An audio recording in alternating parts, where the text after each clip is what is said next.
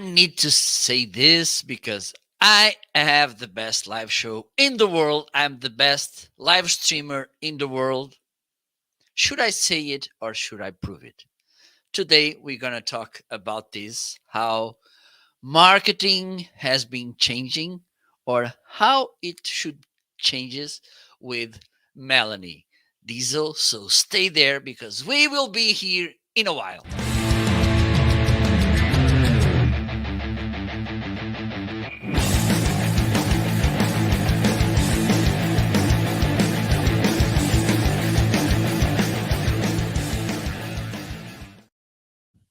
So, welcome to another episode of the Special Marketing Live Show. Today, we're gonna talk about something that I truly believe. So, this is why I decided that this could be even more interesting to bring Melanie again out. I don't believe that people joined me once and twice. It's even harder to believe. That's how it is. So, we will gonna talk about Melanie's new book, Prove It, How Modern Marketers Earn Trust. And this is really important, and we have some nice things to talk about. If you are watching right now on Facebook, LinkedIn, YouTube, or Twitter, please feel free to join the conversation on Amazon because you can take a look at the book in the easiest way. And this will be, I believe, an amazing conversation because besides the topic of this book, for me it's pretty interesting. Melanie has an interesting background as well, and also she is, I believe, a content a content marketing lover as well. So let me bring Melanie because she should be at the basement waiting. Maybe she already finished the cookie. Hello, Melanie. Hi there. Welcome again. Yeah, it's good So to be good back. to have you here again. So thank you so much for accepting my invitation. Of Yeah. course, and this year I want to get back to these book authors interviews and mainly on Amazon. I think this could be really interesting. If you don't mind to introduce yourself again, then we can go jump into the conversation.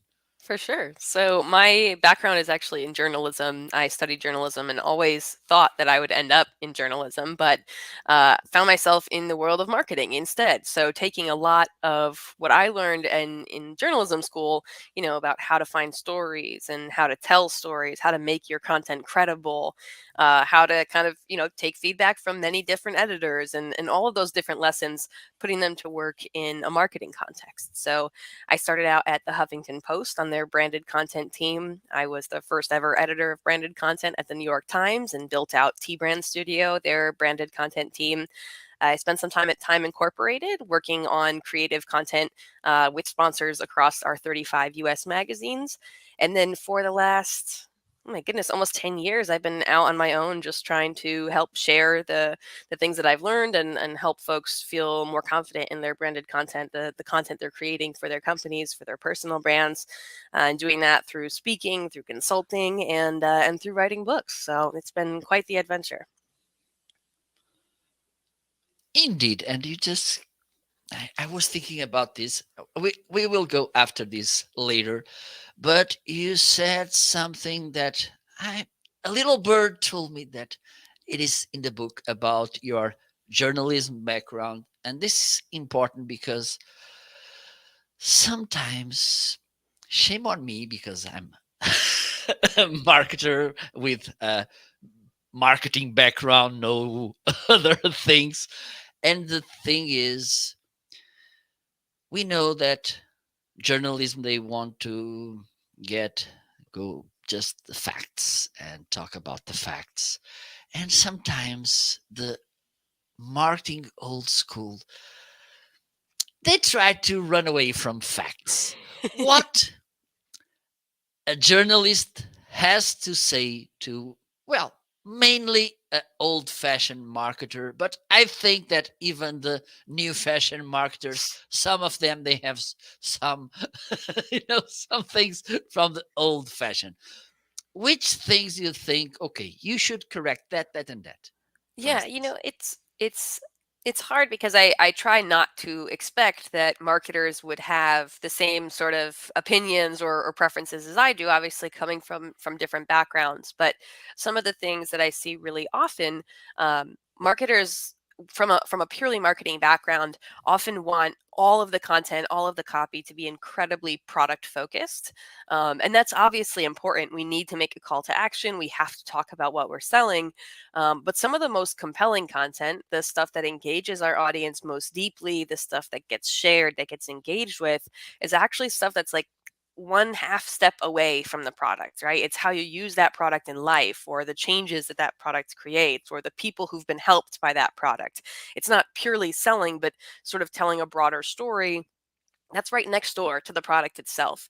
And so sometimes that's harder to do, if you feel like your pure job is to talk about the product. But oftentimes in journalism anyway, we're taught to really try to stay objective, right? So this is obviously different, right? In working in marketing, your job is to sell the product. For us, we're really thinking, okay, how do we tell sort of a full story and allow people to make their own conclusions? So that's what drives me to kind of tell stories that are next door to and adjacent to the product to kind of help paint that complete picture. So that's one thing, is just kind of being open to telling stories that are maybe a little less branded than you're used to, because that stuff can be some of the most compelling.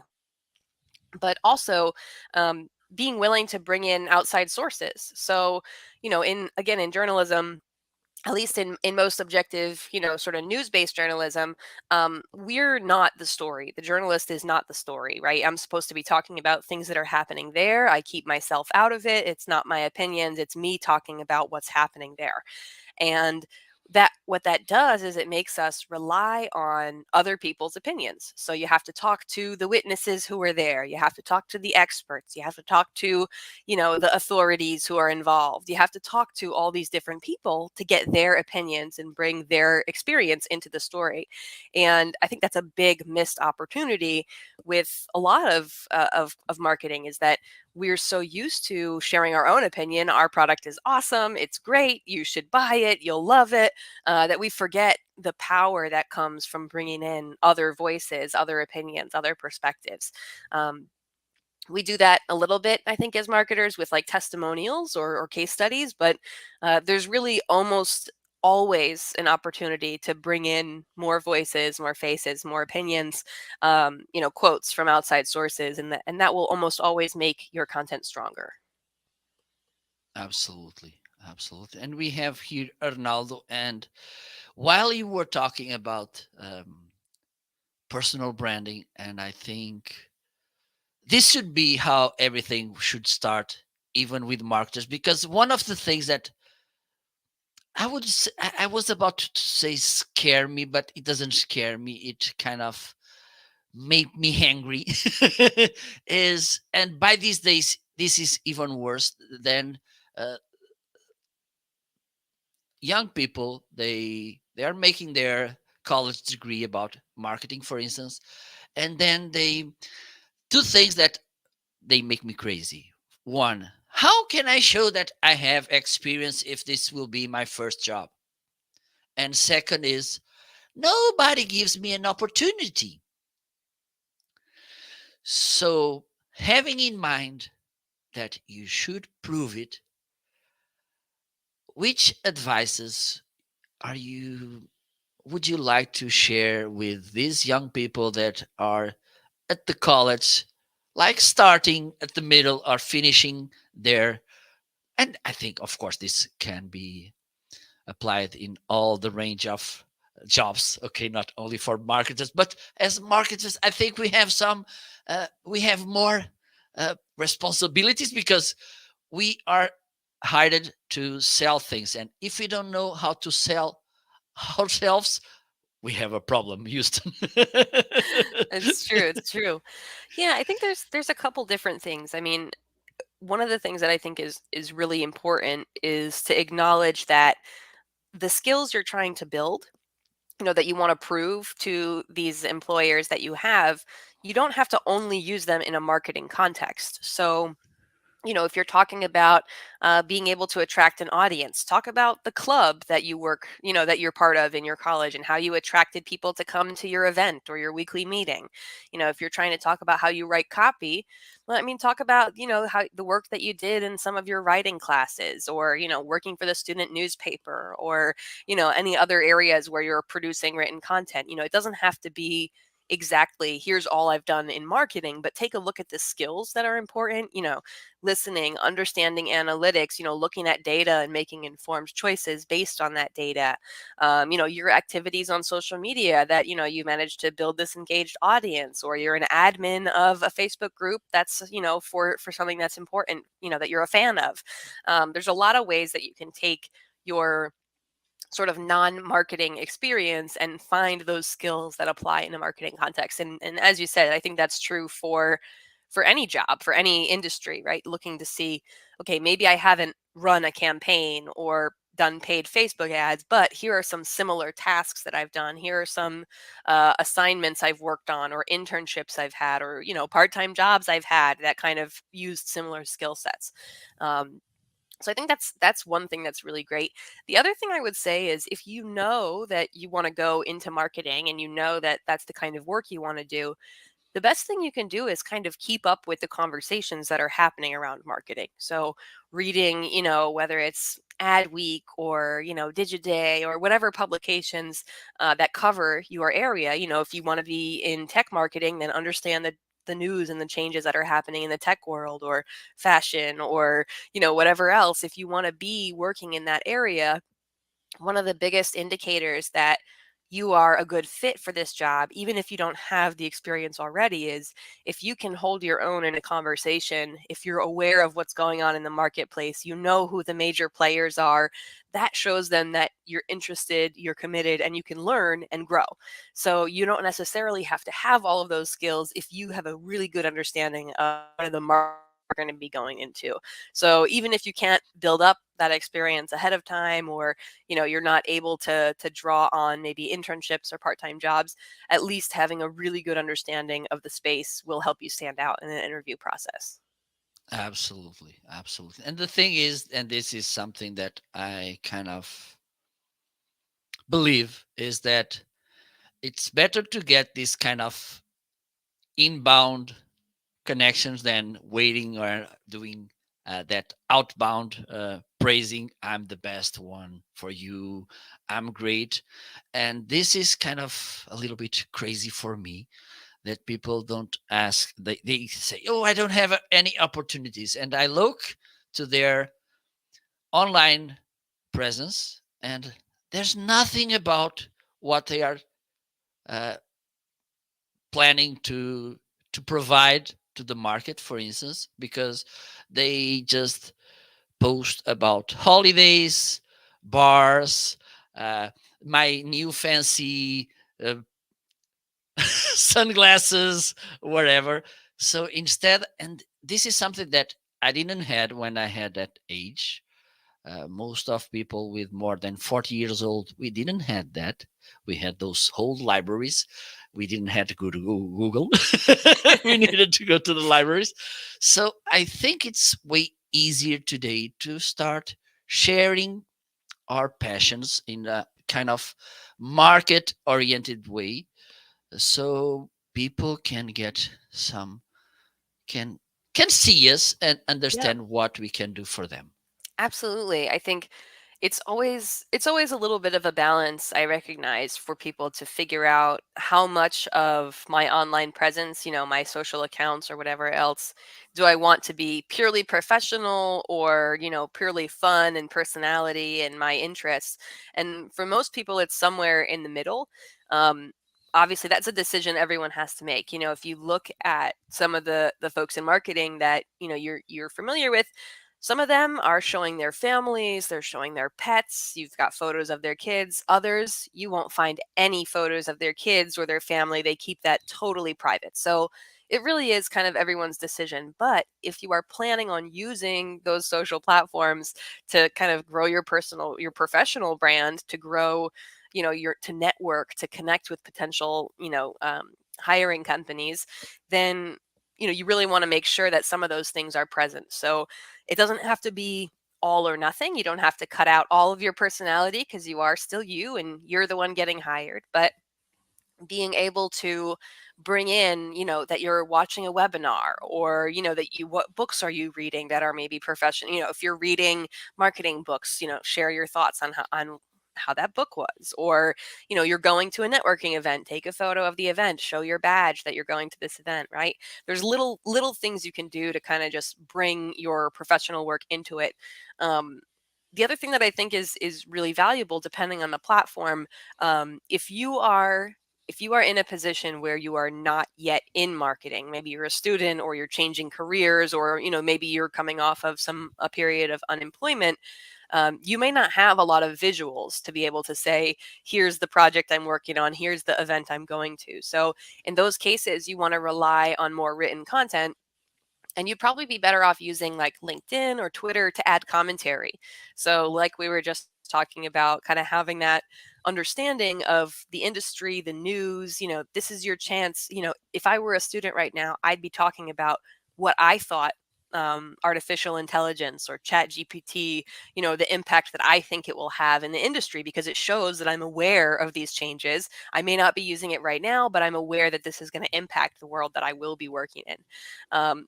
Those kinds of things, if you see a great ad out in the world, talking about, hey, this is why I think this worked, or this is why I think this was such a great commercial that I saw, just kind of having your opinion out there and adding some commentary to it is a really good way to show that even if your world that you're taking pictures of isn't full of marketing, at least your mind, you're thinking about marketing all the time. So you still have that opportunity, even if you don't have sort of the world of marketing in front of you for photo or video opportunity.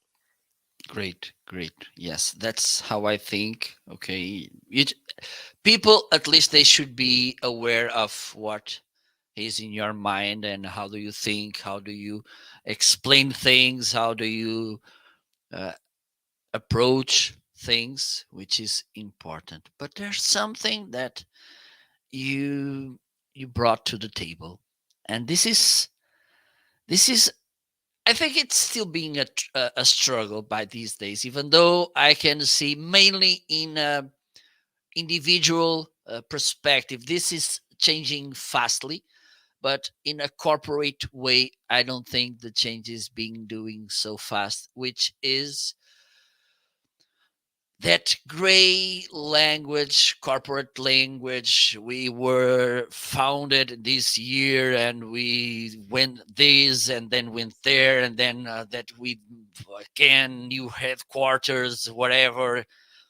Or should we embrace this more, how can I say, social perspective, human perspective, not so gray, but based on a more effective, can I say it, story with more people? Because this is something that I believe, and mainly on your side of the ocean, this is getting more human. But Yeah. here, for instance, we still be really gray. Our company. Oh, we can't say that because this is a company. We are not a person.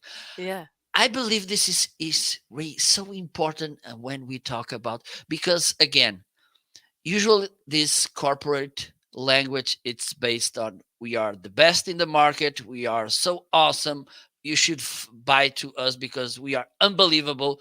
And do people believe that? Well, the sad thing, and I think this is actually a really good opportunity, is that no, the audience doesn't believe us. Whether we're being conversational or whether we're being very professional and traditional in our language, the audience is skeptical, and they have every reason to be.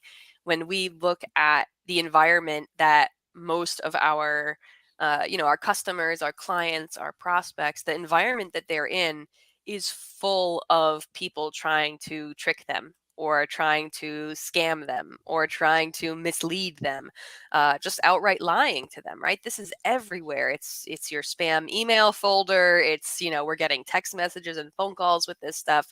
So consumers have every reason to be skeptical, to doubt us, to distrust us. But I think there's this real opportunity to if you want to stand out, to take that time and find a way to talk to them in a more human way.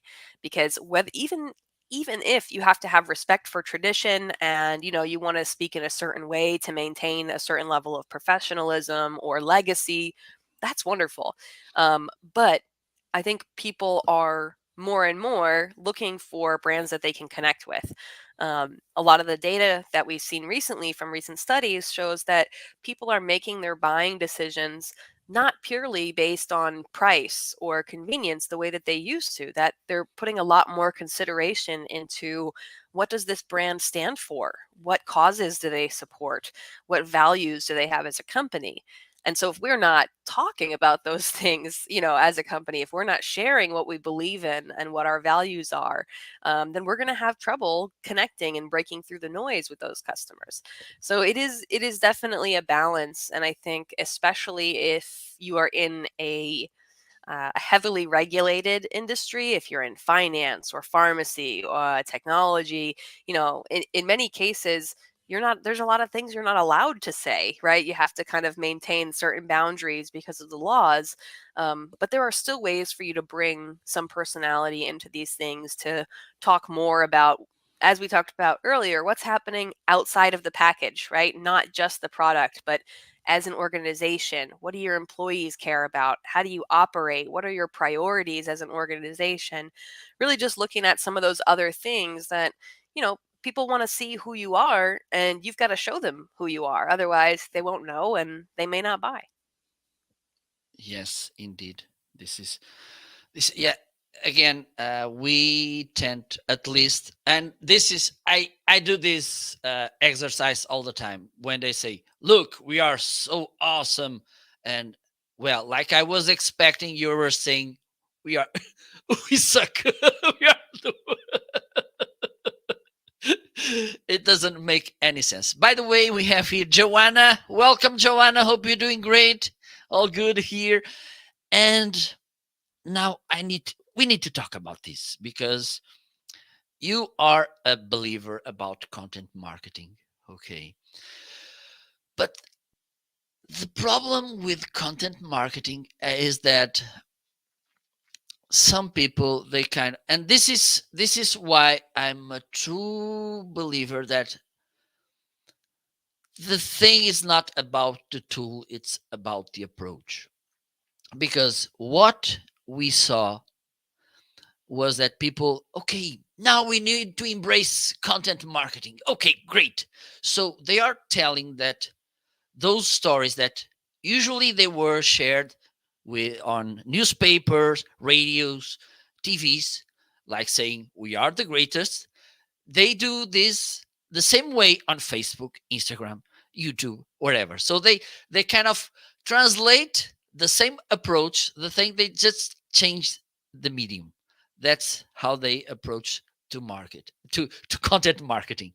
So your advice for brands that should effectively approach content marketing in having in mind having the goal of actually proving it instead of going to the Facebook, look how amazing we are. What should they do?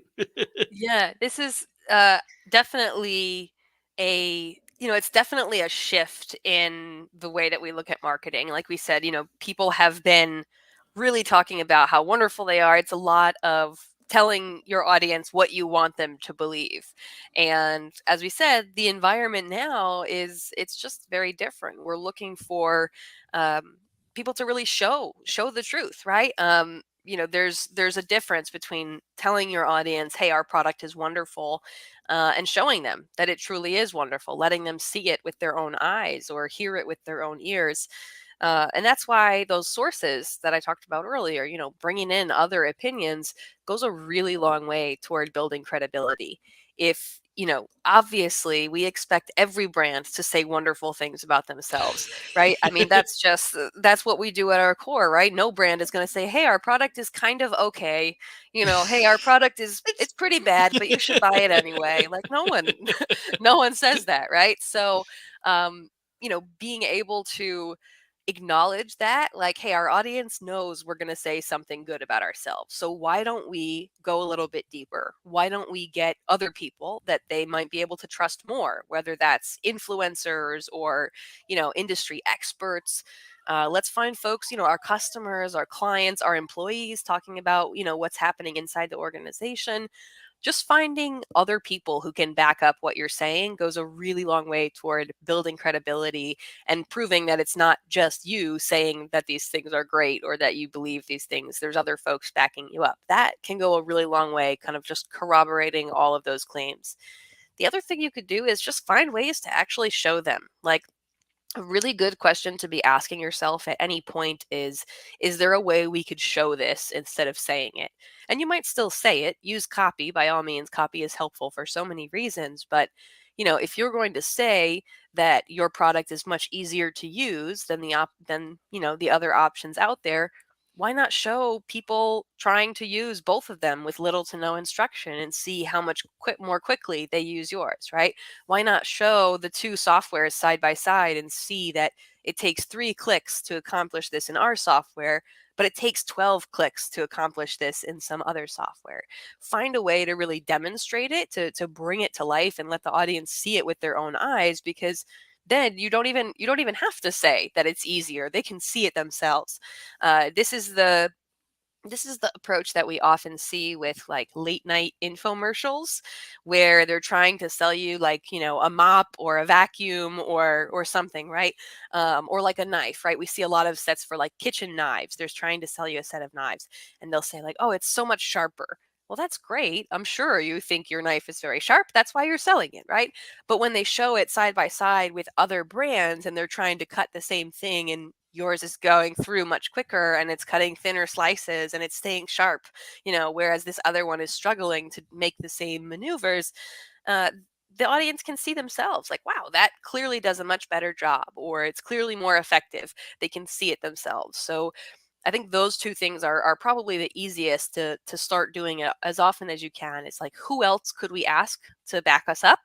And how could we show this instead of just saying it? Those two things will make a really big difference if you're creating content that, is really going to change your audience's mind, earn their trust, kind of build that relationship, build loyalty, as opposed to just patting yourself on the back in various platforms. Yes. Absolutely, absolutely.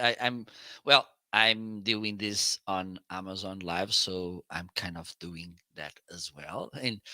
And this is something that it's important too is, and you mentioned our brand's approach to content creators. I'm a truly believer that this is the way, or one of them, a huge way, because 1 year ago, and I can talk about this because you are not saying, oh, you're talking about this because it comes in the book. No, no, no. I talked about this year ago when I was asked to write a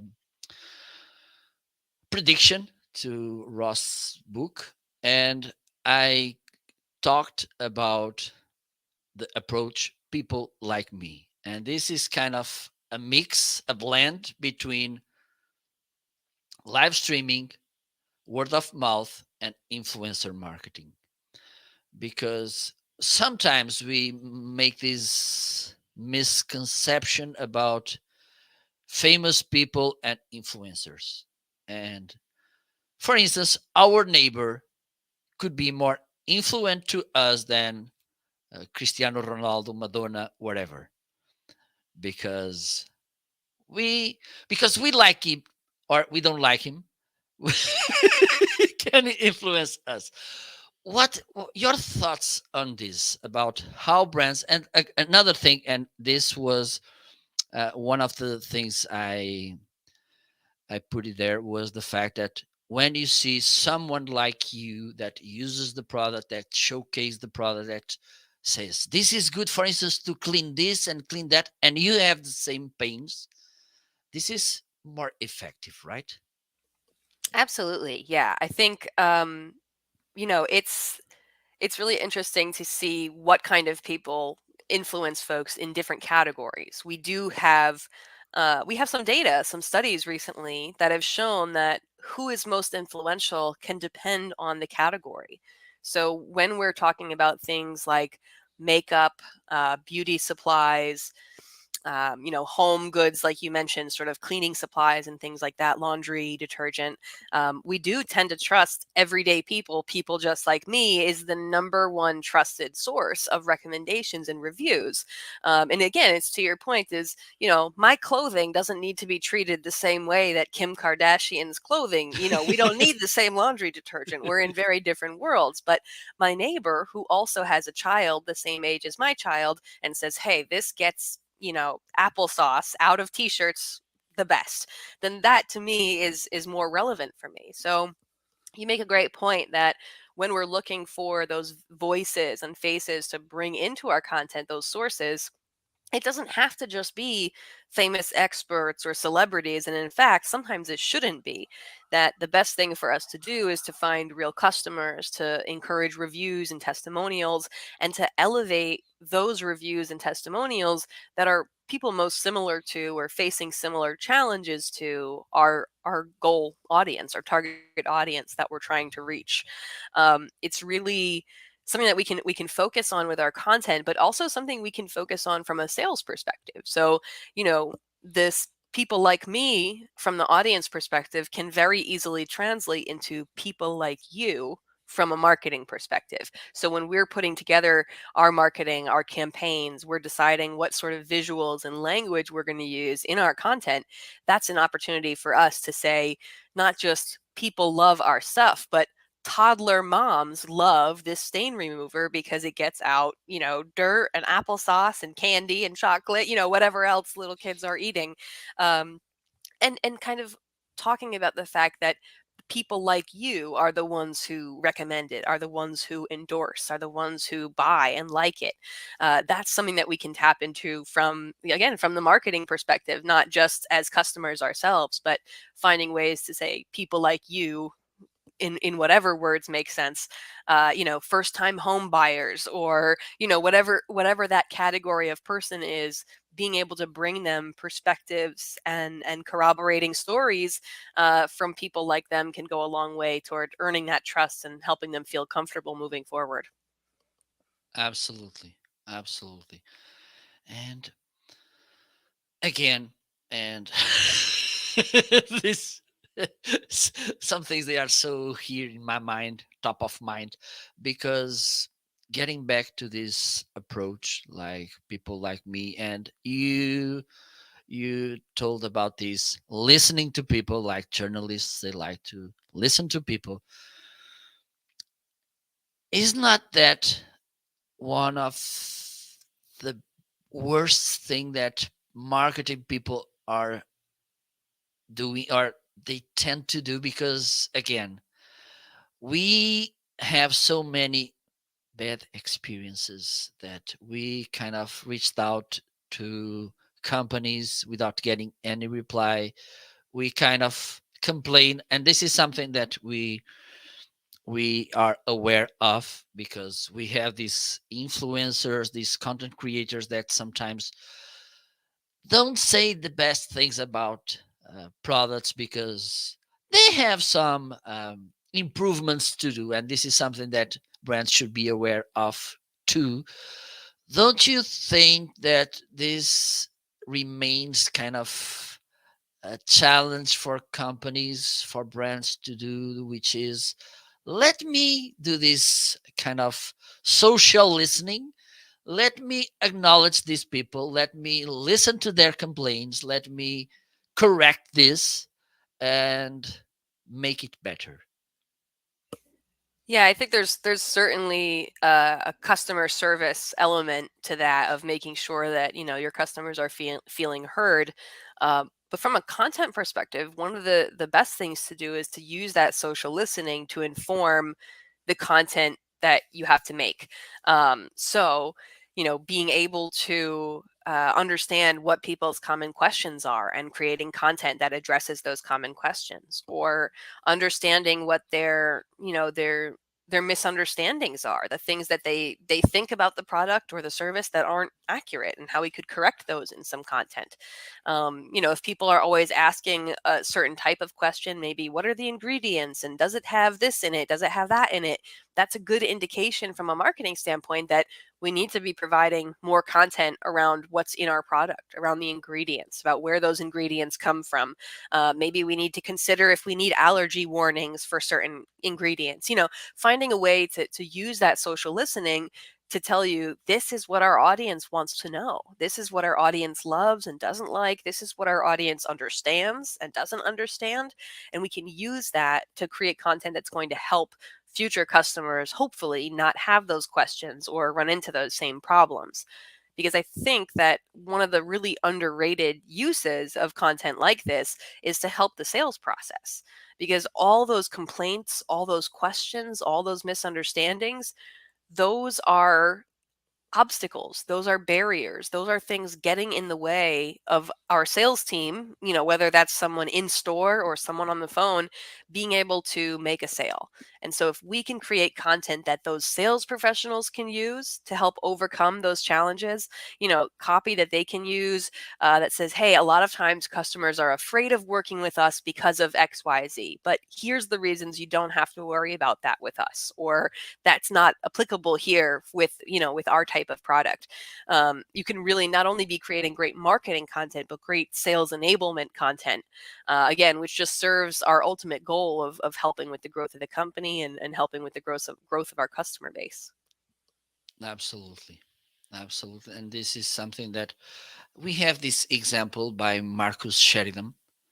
I think you know him about and the funny thing is that I saw the story about his company, and I teach based on his example, because I by those times I was doing trainings.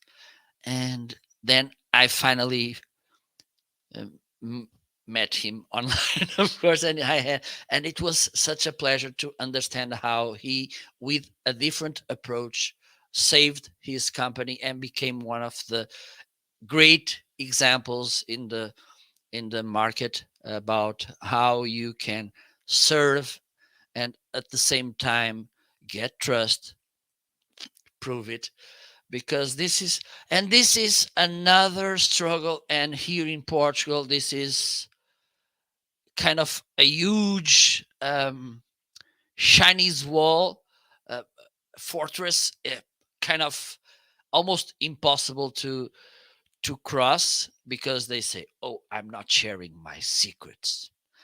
But then because I'm mean, okay? I'm mean. I'll tell them, "Look, for around 10 years, because this was 5 years ago or so, I've been seeing Cristiano Ronaldo and Messi training, playing, and all this stuff. They don't have any secrets to us, right?" And they say, "Yes, I can play like them."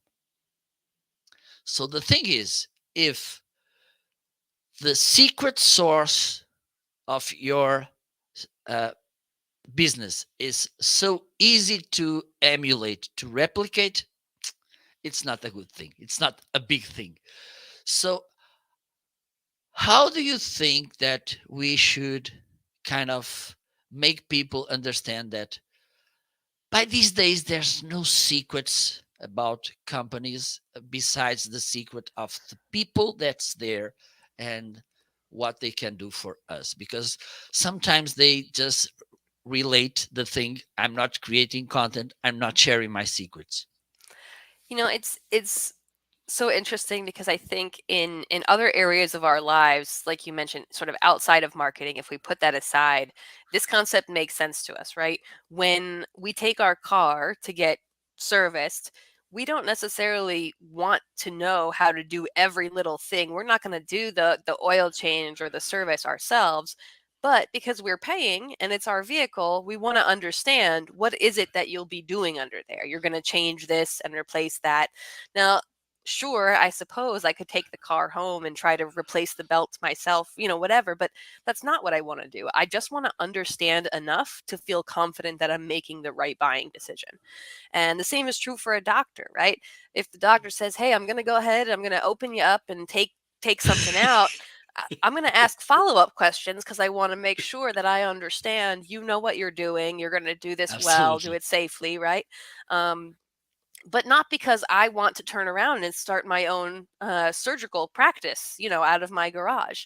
So I think it's easy for us to feel very protective of information about our company because we do fear that someone might be trying to get our trade secrets. But the reality is that's where educational content comes into play because so often it's actually just a lack of understanding that they don't feel comfortable making the choice because they don't understand it well enough. And it's the reason why, in those examples we talked about, you might call up a friend who knows a lot about cars to say, "Hey, do you think I really need a new, water compressor, or do you think it's probably good for another 1,000 miles?" Or you might call up a friend who's had a similar medical procedure to say, "Hey, does this doctor have a good reputation? Do you think, who did you use when you were going?" We look for confirmation. We just want to feel like we're informed enough to make the right call. So it really is something we need to get comfortable with sharing some of this information, or we might never reach those people who have questions, who need more information. And to your point about Marcus Sheridan's book, They Ask You Answer, someone out there is going to be answering those questions. And that's going to be the person who gets the business if you're not willing to open up. I think we can all probably relate, especially as marketers. We use a lot of tools and software. The most frustrating thing as a marketer is when you're looking at a tool online and you're trying to decide, do I want to use this software, this tool?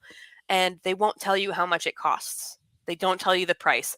And almost always you open a new tab and you put the name of the tool and then the word price because you're trying to figure out, can I afford this with my marketing budget? Should I go with the free trial of some other thing? you know, and that information isn't there, there's a good chance I'm not going to risk it. I'm going to go with the free tool or, the free trial somewhere else. So the people who provide that information are going to be the people who get the business. So we've just got to get comfortable with being uncomfortable. We've got to get comfortable sharing more about our business, our operations, our values, all of those things that are important to our consumers. Absolutely. And this is another struggle, let me because uh, at some point I was working with a website from real estate, and I've noticed that in some properties they didn't put the price, and I asked, but why?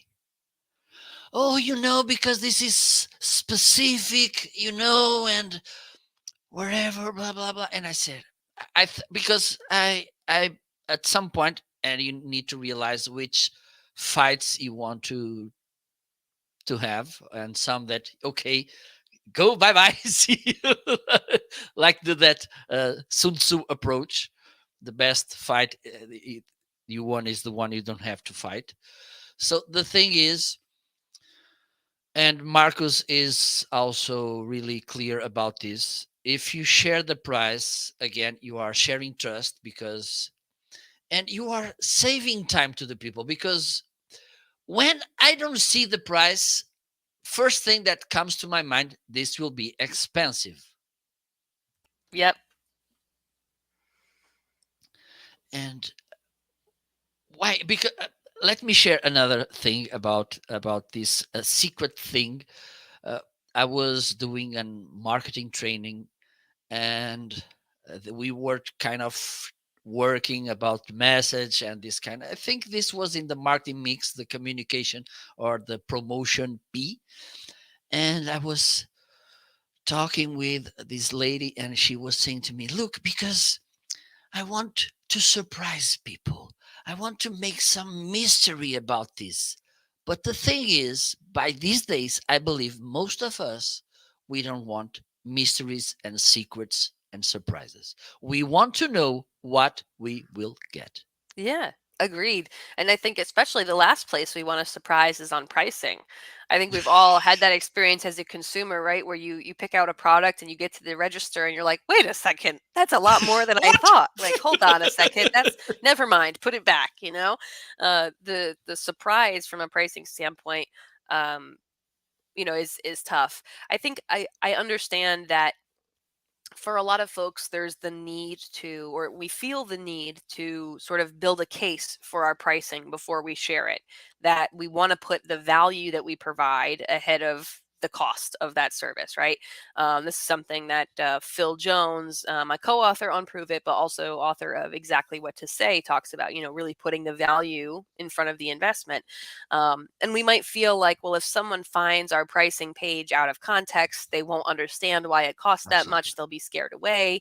But yeah, there's a couple ways to think about that. First of all, if somebody truly can't afford the service, then it's probably not going to work out anyway. Just if you try to convince them, won't change the amount of available budget on some point, right? Our website is not only meant to attract the right customers, it should also be meant to push away the wrong ones. We don't want to be Yep, wasting their absolutely. time or ours.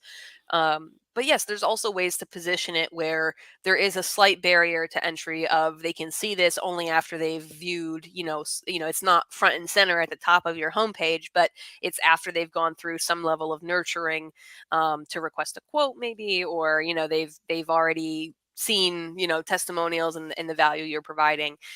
You can kind of set it up that way and make sure that it's positioned to help them understand the value, not just the costs in isolation.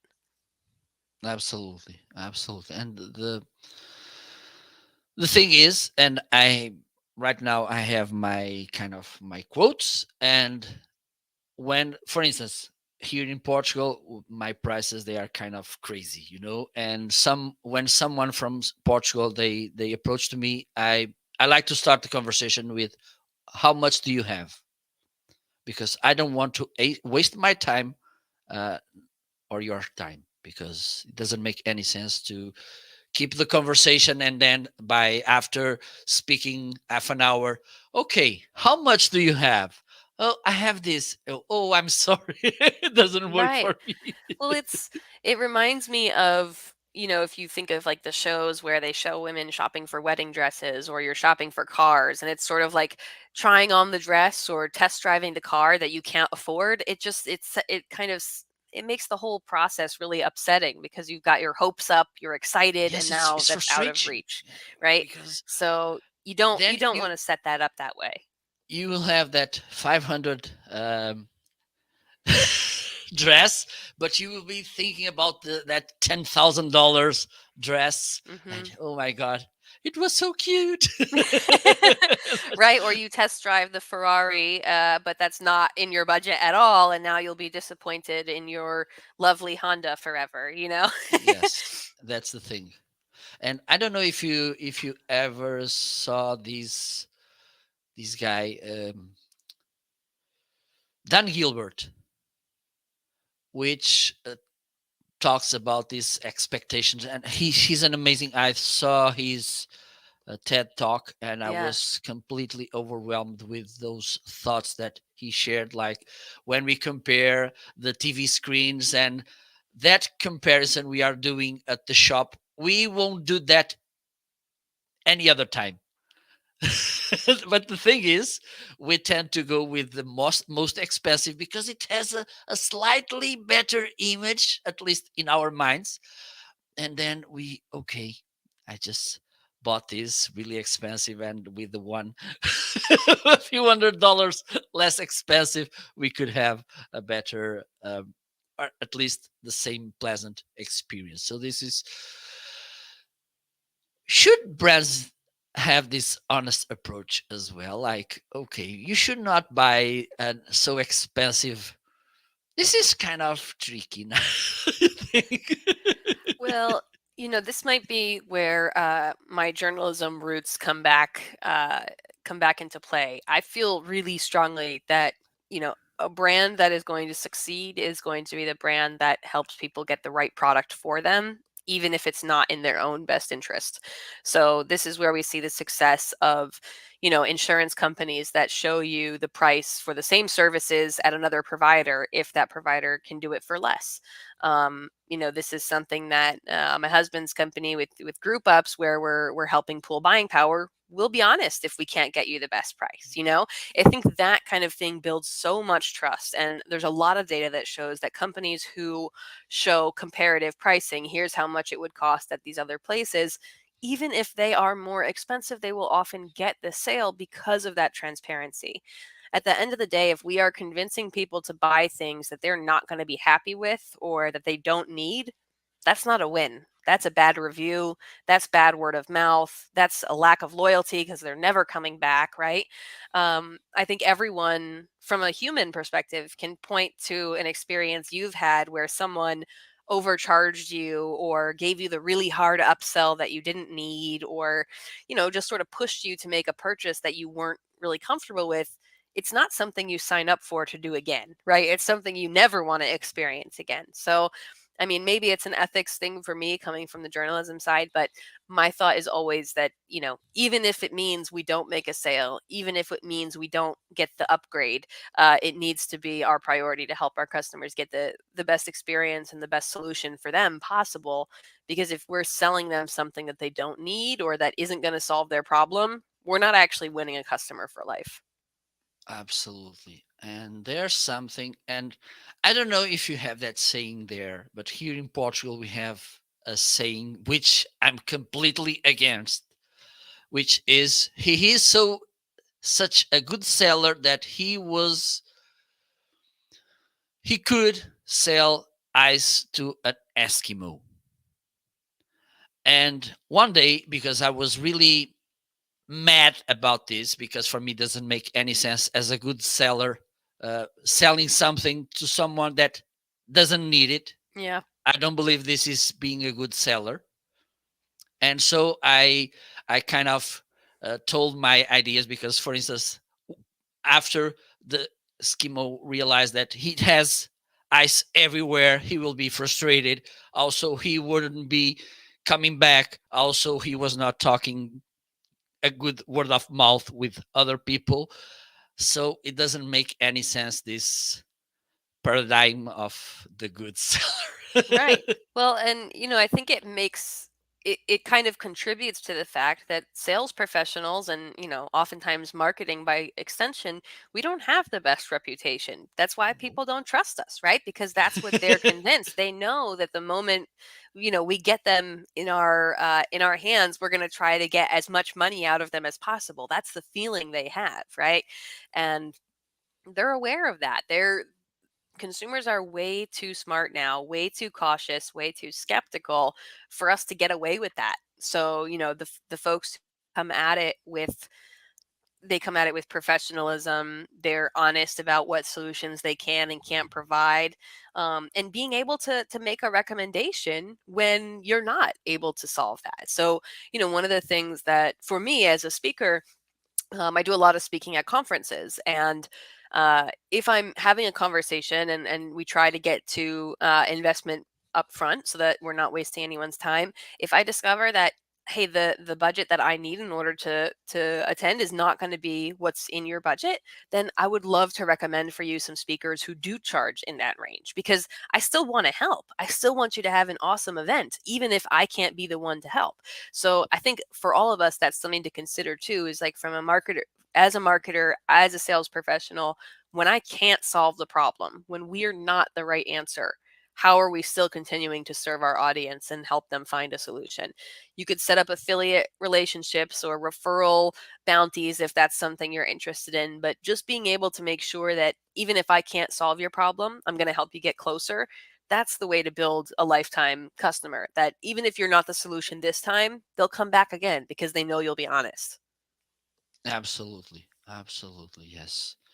And I need to talk about this because this is a reality. I was about to say a trend, but this is not a trend. This is a reality, because, again, by these days, it's so easy to share, and we are kind of more aware of that. We know our possibilities, and I think we do tend to do this more often, which is Let me share my experience about this restaurant. A photo, a reel, whatever, and then what? And I just saw this. I think it was yesterday that people now go more to Instagram, TikTok to see, for instance, instead of Google, to see how is the opinions about this restaurant, this hairdresser, whatever. How do you think that these new platforms, having in mind the building trust perspective, these new word of mouth platforms work, and how do brands should embrace this? Well, I think knowing that our audience is going to be looking in those places, it's something we want to be thinking about from a content planning standpoint. So if we know that our audience is looking to Instagram to find out if we're a great, salon to get their hair done, then I would be looking at seeing how can we capture testimonials and before and after pictures that are going to fit the layouts and serve us well on Instagram, but also get testimonials, right? Instead of just taking a picture of someone's hair after it's done, let's get a quote that we can use, on as a graphic or in the caption to say like, here's why it was such a good experience. Here's why I've been coming here for 10 years. If we know folks are going to look for those things there, then we want to make sure our content strategy is considering that and looking for ways to bring the proof that we need into those places. That could be not only the corroboration we talked about, getting other people's opinions, but it could be the demonstration, right? It could be showing our stylists in action, showing them, a time lapse video of them doing a haircut, for example. It could also be talking about awards or how much experience our stylists have. Just looking for ways to say, okay, if folks are going to be judging us on our competence and whether they should come here based on our Instagram, then let's ask ourselves, what are we doing to prove it on Instagram? Not just showing nice photos or, making a pretty pattern with colors, but how are we actually proving that we're the place to come to in this environment? And I think as long as we're aware and asking those questions, we can start to make more informed strategic choices about the content we're putting in these different places to make sure that everything we're putting out is part of our plan to earn trust and not just content for content's sake. Absolutely. And I think this is something,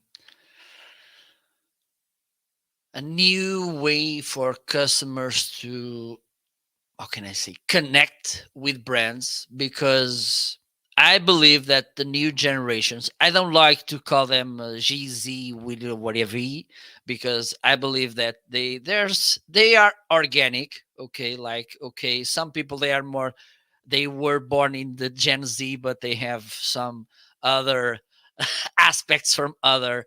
But the thing is, I believe that there's an increasing need that me as a customer, I want to be kind of heard, listened, see by the brand. And if a brand comes to me, would you mind to make a short video telling about how it is?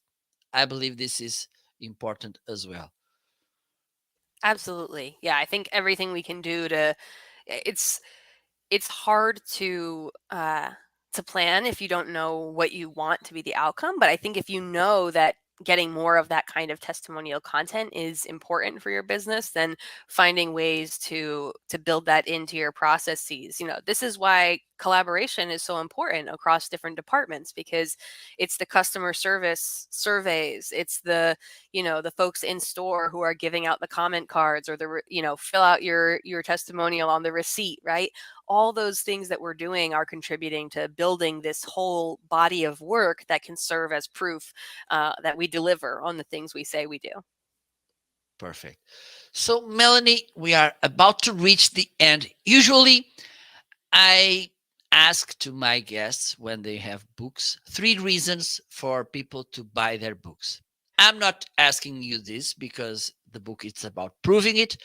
What I'm going to ask to you is, why should brands shift from telling to proving? you know, for a really long time, telling our audience to buy from us, telling our audience that we do good work was enough. And it's not anymore. There are so many options out there, so many um, competitors out there, so many other solutions that are all going to say the exact same things. So if you want to stand out in the marketplace, if you want to be seen as on a different level than your competitors, you need to be the one who's showing it and not just telling it, because everyone's going to be talking about it. It's up to you to decide if you want to show that you're different from the rest. Awesome. Awesome. So just to finish, how do people can find you? Yeah, absolutely. So, if you search for my name, Melanie Deziel, you'll find me on your favorite network of choice. I'm the only one of me that you'll find. But my website is storyfuel.co. So storyfuel.co. So if you want to learn more about how to fuel your stories and create more content, you can find out about the books and how to work with me. All my social links are there. So storyfuel.co is your home base. Perfect. Well, Melanie, thank you so much for your time. It was a really pleasant conversation. Let me know when there's another book coming out. I will be I'll let you paying know. attention. I will be alert. So thank you so much, Melanie. Thank you so much for all of you that were watching this broadcast. I will be back soon with more amazing book authors. So stay tuned so you can get the news. So bye bye. Enjoy the rest of the day. See you later. Bye bye.